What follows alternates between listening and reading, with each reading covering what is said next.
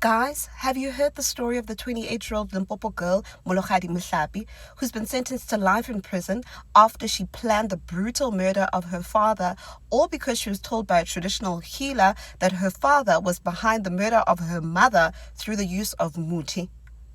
It's so wild. So let's talk about it. Now, if you follow me, you know that I give regular updates on current affairs and matters in the courts. If you don't and you're new here, welcome and please follow. So this is Molokgadi, the 28-year-old woman in question. And this is her father, Dr. Malikudu Mohlapi. And this seems to have been on her graduation day. Such a beautiful, beautiful picture. So what happened was this lady, Molokgadi, went to consult with a traditional healer after the death of her mother. And that traditional healer told her that, listen, your mother's death was not by chance. It wasn't her time. It wasn't mysterious.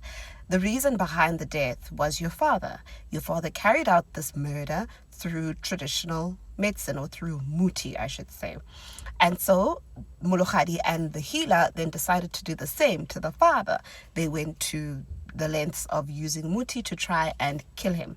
The problem is he just wouldn't die. So Molokgadi then activated Plan B. She then approached her other family members in a bid to find inkabi, or contract killers as they're known, to carry out the murder of her father. And she was willing to pay 200,000 rand for the crime. And once she'd found the people that were going to carry out this crime, they agreed that they would break into their home and almost stage a robbery, and in the process, then her father. And that's exactly what they did. On the day of the incident, the lady opened the gate, allowing these people to come in. They ambushed her father and then unalived him and took all of his, or some of his, belongings. It seems they were trying to stage a robbery in the process. Now, this crime was really brutal, and the NPA used this a lot in order to argue in their arguments for a heavy sentence against Molokgadi. I mean, the man was shot multiple times, and it was clearly premeditated and planned. She's now been sentenced to life in prison and an additional 15 years for the robbery, but the sentences will run concurrently, so it means it's effectively a life sentence.